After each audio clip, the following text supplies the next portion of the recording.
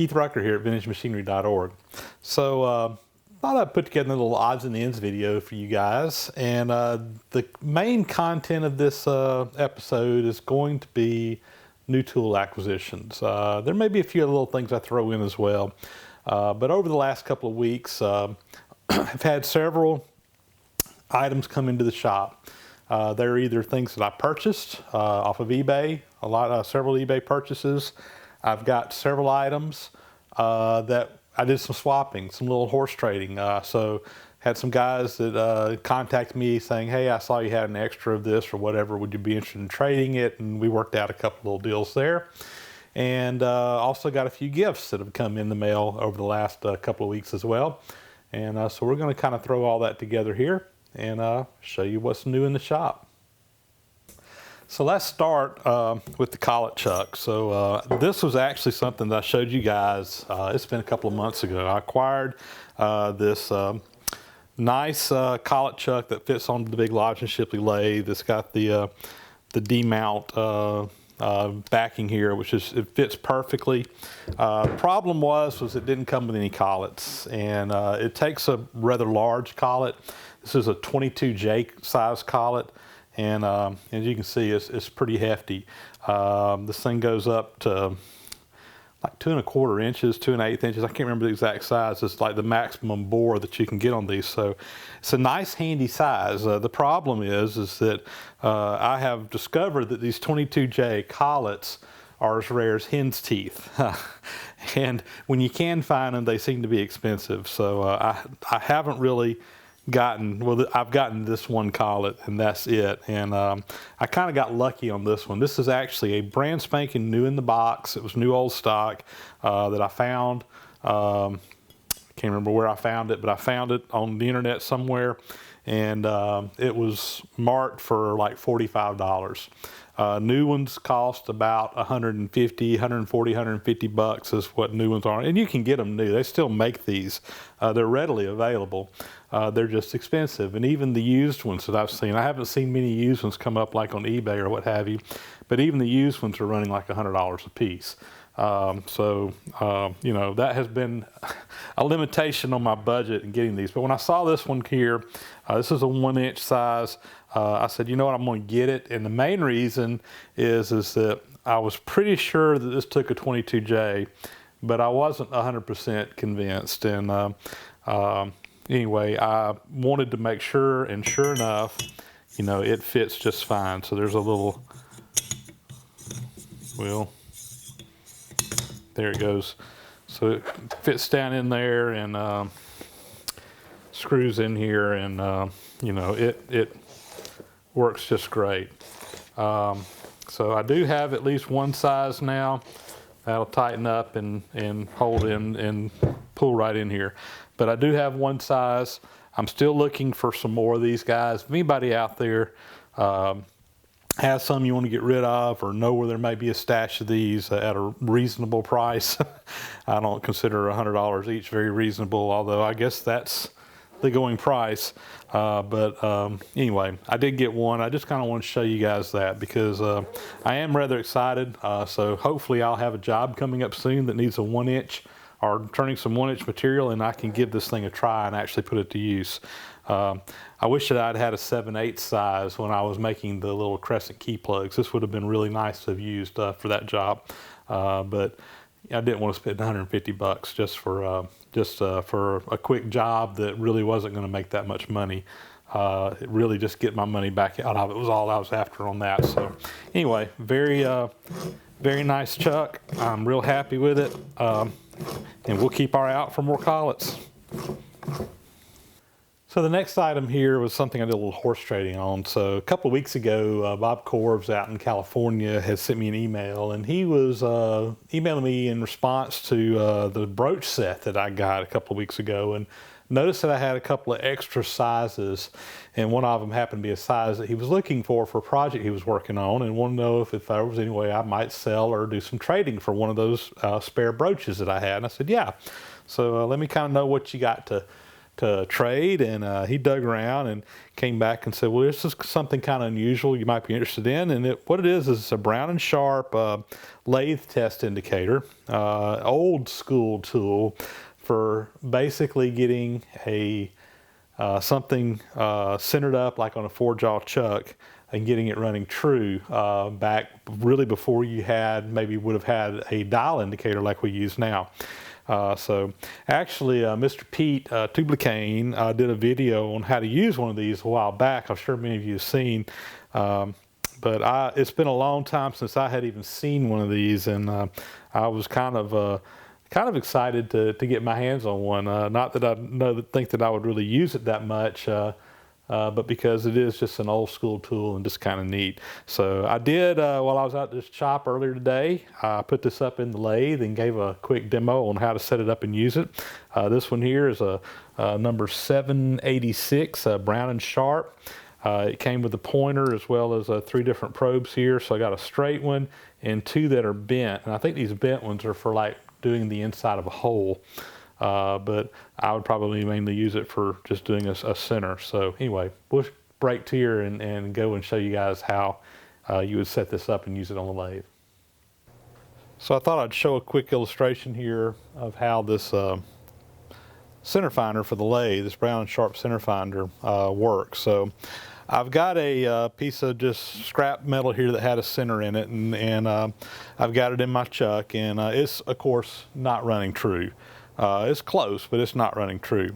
So what you do is you get this tool in here and you basically just put it in there. This is spring loaded in here, so if you look right here, you just take it until you got a little spring pressure on there.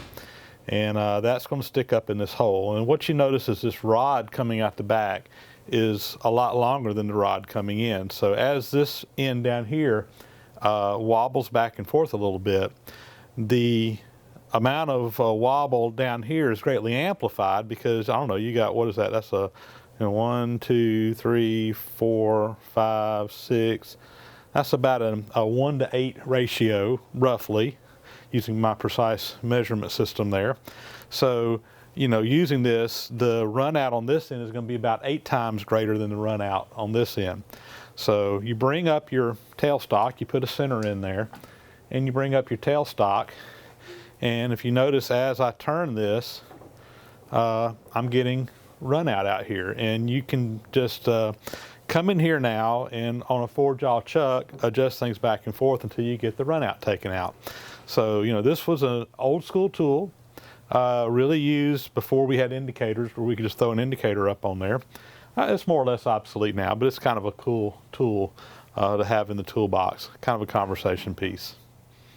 So next here is another box full of goodies that came in. This one from Peter Owens, and did some more horse trading on this one, guys. So Peter and I have actually sent some stuff back and forth several times. Peter likes going to auctions. He lives up in the Northeast where they have a lot more machine shop related auctions than we do down here in rural South Georgia farming country where I live. So not a lot of manufacturing being done in this part of the world. Anyway, Peter had sent me a note a couple of weeks ago that he'd gone to an auction and he had bought a lot of stuff that come in there. It was a big lot of different things, and actually when he went and got everything, there was a lot more in that lot that he purchased than I think he really realized, which was a good thing. And some of it was some things that he didn't really have a need for, so he sent a note out to a couple of the guys out to see if there was anybody that wanted to do some trading. So there were some things, a couple things in there that kind of piqued my interest. So anyway, he put them in a box, and in return, I shipped him a couple of, or eighth something that he was looking for, and I'll just leave it at that as far as what we traded. If he wants to share that, he can. Anyway, let's kind of go through here and show you what all Peter sent down. So first off here, got a really nice match set of 1, 2, 3 blocks. These look like they are in excellent shape. Haven't measured them yet. I don't have a mic handy, so we'll just measure them with the calipers, but that's reading right on the money. 1, 2, and 3. So Anyway, this was, I've got a couple of 1, 2, 3 blocks, but these come in handy for doing all kinds of little setup jobs. And these look like they were in really good shape in the pictures, and they indeed are. So anyway, that'll make a nice addition for doing some setups. Let's see, next thing here was a couple of angle plates. And you know, these are cast iron, they're just milled, they're not ground or anything, but appear to be in good shape as well. And you know, it's just, again, it's a setup tool, and I'm sure these will come in handy at some point in time. I was looking, they actually got something scratched on here. PSOA, PSOA, so that may have been just some references that they had from a setup. They seem to match up pretty good. But again, I'm sure those will come in handy for some setup job down the road. Let's see, he threw in a little indicator snug here. You know, we'll throw that in there. I've got a couple of, I don't know if I got one that size or not. But anyway, we'll put that in there, my indicator stuff. Those are always handy. And then the last thing here was this little granite stand. So this is a piece of ground or, you know, flat surface plate type material on the bottom here, and it's got a shank here. It looks like 1 inch, and it is just a tad under an inch. But there would have been a little collar that goes up here, and it would have had probably an indicator on here where you could put a part up underneath there, drop your indicator on, and do a quick check. The little holder, unfortunately, it was missing on this. It was just the granite stand, but I said, you know what? I'd like to have one of those, and I can either buy a new holder here or make a new holder to hold an indicator. That shouldn't be a big deal. So anyway, I got him to throw that into the deal, and he threw in a couple of little razors here for cutting, and a roll of Teflon tape for sealing up pipes or lubricating pipes when you seal them. So that's 1/4 inch wide too. That's kind of a real narrow one. Anyway, I'll put that in. I've got some more of that. So anyway, again, we just did a little horse trading on this, but this was another lot of things that came in this past week. I want to do a quick follow-up on some comments that were made on my video where we made the crescent key plugs about the tapping operation, because a lot of people were saying, how was I doing this tapping without breaking the tap? Because they saw me feeding the tap in. And I wanted to kind of clarify that, because this lathe is a little bit different than a lot of lathes. So what you guys were seeing me do was turn this crank right here. And if you look, this crank is actually sliding the entire tailstock forward and backwards. So in essence, what was happening is it was going in and feeding in, and with engaging, the tap was pulling it in at the correct speed. What I was doing by doing this crank, this tailstock is just so heavy, I didn't want all the weight of the tailstock to be on there. So I was just kind of helping it along, feeding, just kind of taking some of the pressure off and then pulling it back out.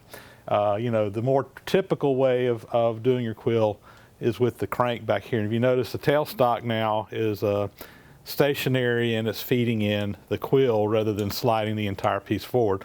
And if you were to feed a tap by locking down the entire tailstock and feeding in, it is very likely that you would break that tap, because you would have to turn this thing at the exact right feed rate for the tap to be going in, because it's going to be going at whatever thread pitch that you're tapping. So the way I was doing it, again, was basically how a lot of people do it on lathe. They just kind of let the tailstock float in and out, and they may actually help push it in and out manually. But because of this nice crank feature on the Lodge and Shipley lathe here, that's what you guys were seeing me do. And with doing it that way, there's no reason why that tap should break at all. So next is a nice little Christmas gift that came in the mail all the way from Sweden. So got some interesting stamps on here.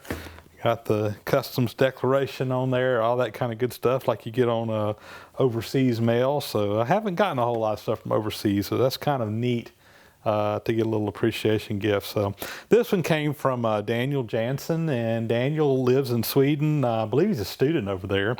But he's got a real neat YouTube channel himself called Switch and Lever, and if you haven't checked that out, I would encourage you to do that. He's kind of a tinkerer, I guess you could say, and he has put up a lot of different videos kind of showing you how he has made some different things, and they're quite interesting. I always like to check out what Daniel's up to. But he sent me a note back before Christmas, said he wanted to send me a little Christmas gift, and got my address. And anyway, I was kind of intrigued, and it came this past week. He did send me a little personal note there. I'm not going to read that, but kind of go through here and show you what all's in here. So first off is this neat little leather notepad. So this looks like it was made out of some recycled material, piece of leather, and paper in there. It's just got a bound up, looks like it's hand stitched binding on there. And then I'm guessing that he must have a die that's cut out in this shape. And after he put it all together, he must have cut it all out, because that is everything, all the pages and everything else have all been cut exactly to fit here together. So anyway, that's my guess, is that it must have been, he must have a die to cut that out, but that's really neat. A nice little notepad there. And let's see, he sent me a little key fob here. Another little key fob. Again, looks like it's been die cut out, and it has his switch and lever logo on there. I'll tell you what, let me zoom you in here, because this next couple of things you'll want to see up a little bit closer. So I was just noticing on this notepad, at first I thought that was ink on there, but that looks like it's actually been burnt on. So he must have created a little, like a little branding iron type thing to brand that leather with. Let's see, I'll save that one for last, I think. But this is kind of neat. So this is a die that he sent me. That's 3/8/16. So that's a fine thread, UNF. It's got on there, and it is made in Sweden by C.E. Johannesson. I'm guessing that's how you say that. But he thought that was neat. He found this as a new old stock, made in Sweden, some tooling with a thread that I could probably use. I don't use a lot of metric stuff. Nothing against metric stuff, just don't have the opportunity to use it much. But the really neat thing that was in this thing here was this handmade thing. I'll get to what it is in a minute, but it's got he took a piece of steel and put on here, this is an old die on here, a square die. It's a 3/8. I don't know what thread, it just says 3/8, but and he silver soldered this on there. He told me he was practicing his silver soldering. But what's really neat about it is this, it's actually a little ink pad, ink stamp, and it has my logo for the Vintage Machinery site right there on there, and he sent a little ink pad along with it. Old school here, guys. You know, I remember when I had lots of these different stamps with different things on there, but you just ink this up and you can put it on there. And I've already actually done it right here inside the notepad he gave me. So I've got my Vintage Machinery logo there on the ink pad. So anyway, that is just really cool. I'm not sure how he did that. If he did that himself or sent that out to get that made, the rubber part, but it's neat nonetheless. So anyway, very nice handmade gift, Daniel. So I do appreciate you sending this along. Very much appreciated. Well, several of you guys have been asking about Andy's lathe that we picked up on the Mega Machinist Tool haul about a month and a half ago, and he put it on the trailer. He went and got it, brought it out here where he works at, and he's had it in here and been kind of working on cleaning it up when he has some time. And anyway, I thought I'd give you guys an update on it. So here it is. He's been scrubbing on it, cleaning on it. He has got it running. The chip pan down here it's not on here right now. Some guys had asked about the tailstock, and yes, he does have a tailstock for it, but It's actually at his house right now. He took it off when he hauled it, and it's just not out here, but he does have one. Came with a 3-jaw chuck and a 4-jaw, is that right? 3-jaw and a 4-jaw. So he's got a 3-jaw and a 4-jaw, 3 jaws on it right now. Also, found this Colt Chuck. Said it was actually buried down inside the oil reservoir, the coolant pump reservoir. When he cleaned it out, of course, it was full of cutting oil, so that thing was sitting in cutting oil. It looks like when they painted something on, they just painted it all, so he's got to do some cleaning on that. I think that's a hardinge. Anyway, he hasn't got it taken apart yet. I'm not sure about the collet size, but anyway, looks like a nice Colt Chuck anyway he got with it as well. So anyway, it's running. You want to run and turn it on? Yeah. So he's got it wired up, and did a couple little test cuts on there the other day. So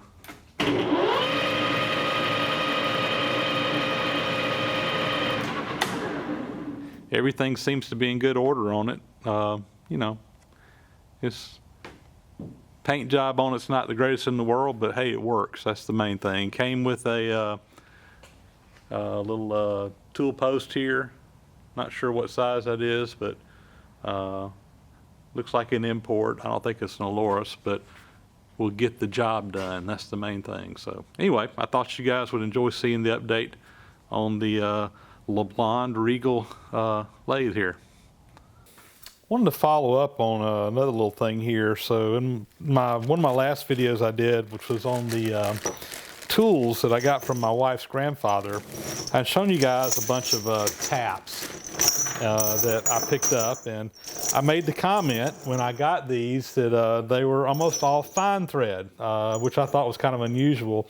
And a couple of you guys actually commented back that, you know, and I didn't realize this, but he said a lot of military vehicles use fine thread. They didn't use coarse thread because you actually get a stronger connection with fine threads than you do with coarse threads. And because of that, a lot of military vehicles are fine thread. So today I was at the museum and I was kind of putting all these taps up into my little cabinet that I have all my taps sorted out in, the little Hewitt box.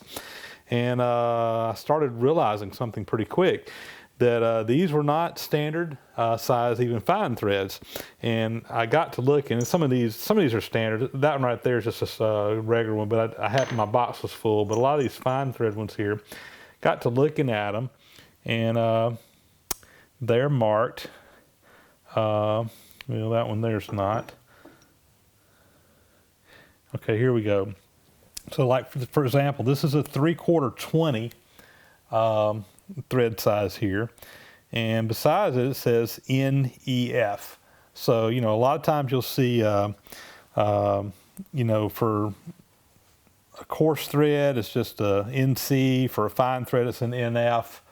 But NEF, I don't know that I've ever seen an NEF, and I'm assuming that that means National Extra Fine. And most of these are extra fine threads, which is, I thought, kind of unusual. I don't know that I've ever really seen these spec'd out for these extra fine threads before, but I wanted to share that with you guys. And again, not all these are. That was another one. This is actually a helicoil tap right there. But almost all these other ones in here are fine threads, except for these right here are extra fine threads, which I thought was kind of interesting and unusual. So, and ironically, today working on my safe dial, I actually had a need for an extra fine tap and was able to find one in here. It wasn't exactly like what was on the original, but it was close, and I ended up going with it since I was going to be making a new piece anyway. But I've already put some of these extra fine taps into place. So anyway, I thought that was kind of neat. Looks like a pretty good size range of taps here and extra fine threads. Pretty cool. All right, the next item we got here is an eBay purchase, and what I've got here is a big, nice Greenfield tap and die number 7 tap wrench, and I was real tickled to get this one. This was a nice big one, and you know, a lot of times for bigger taps you need a bigger tap wrench, and I didn't have one this size, and anyway, I thought it would be nice.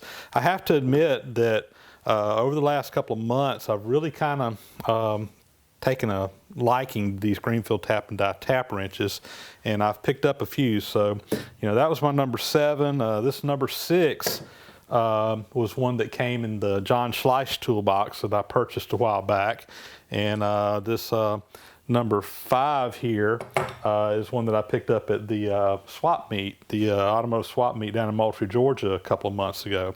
So I've got the 4, 5, and our 5, 6, and 7 size. And then I have this big number 8, and this one was given to me by, I think this came from John and Patty Dunn when they came down for the Oliver restoration. They gave me a box full of stuff, and this was one of the things they gave me. This was really an awesome gift. The problem, I guess, with this one is I don't have, it didn't come with the handles. All it came with was this. And so I'm needing to make a set of handles for this, and I should be able to make a set of handles just fine. I would like to ask a favor though. If anybody has a Greenfield Tap and Die number 8 that has the original handles, I would very much like to get some pictures of those and some dimensions of those, maybe a little rough sketch of those, so that I can make a copy. I want to make it as close to the originals as I can. So, and that'll give me basically a number 5 through a number 7. I've like I said, I've kind of gotten addicted to these Greenfield Tap and Die stuff. I actually found this catalog. It was on eBay for, I think, $6 or $7, and I said, you know, I'm going to get it. Number 44, which was printed in 1944. If you look in here, it talks about the different sizes. And so they had a 00, a 0, a 4, 5, 6, 7, 7.5, 8, and then a 22 and a 24, at least at this time. So, you know, the 7.5 is similar to this 8, where it has the handles that come out. Of course, it's kind of between these two sizes. I don't, you know, I'd like to find a 7.5. I don't know that I really need one, but it would be nice to have it. You know, if I need something bigger than this, I can always go to number 8. I do want to try to find a number 4, which would be just a little bit smaller than this one, and then you go down to the 0 and 00. So those are kind of on my search list. I'm hoping I can turn those up here pretty soon, and then I'll basically have a nice set of Greenfield Tap and Die handles here, or not die, but tap handles here. So anyway, that's kind of on my search list now, and I guess over the next month or two, maybe I'll get lucky on eBay again and find some more of these. So not a new purchase, but something else I just kind of want to share with you guys. If you remember back when I went to the ARNFest event back in September, I bought during the swap meet a couple of these little metal boxes here that had dividers on the inside. And I was out here in the shop the other day messing around. I said, I'm going to start sorting some stuff out, and I want to show you what I did with these. So this first one here is all taper reamers. And quite some time ago, I bought out a bunch of tooling from a guy, and he had, actually both of these are mostly stuff that came from that, but he had a bunch of different taper reamers in different sizes. Some of them are hand reamers, some of them are power reamers, and I've actually used some of these a lot. So, you know, I'm starting out, you know, this is a size, these right here are smaller ones, and there's a couple different sizes in there, but these start with number 1s, 1, 2, 3, 4, 5, 6, and 7 taper reamers. And I also have 8, 9s, and 10s that don't fit in the box. But those are kind of unusual, big sizes. I haven't actually used any of those yet, but I'll probably store those a little bit differently. But anyway, again, just trying to keep things organized. And in the second box that I got, I think I bought these from Jeff Clow. I know Jeff watches my channel a lot. In fact, he sold them to me, and right after he sold them to me, his wife came up. So like, oh, I could keep those to put jewelry in, but I had already bought them, so.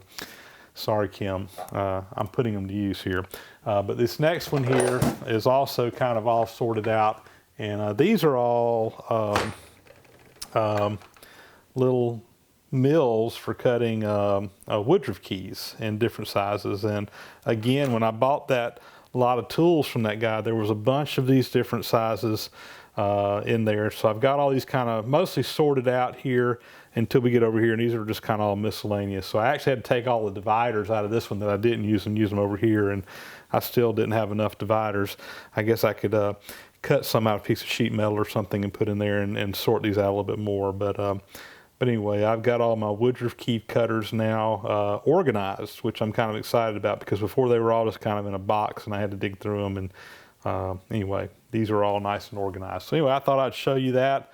And we'll put these out where I can get to them a little bit easier. And that's going to make my life easier when I need stuff. I can go put my hands on it, which is what I like to do. All right, guys, so that pretty well concludes yet another episode of my Odds and Ends series. I hope you enjoyed it.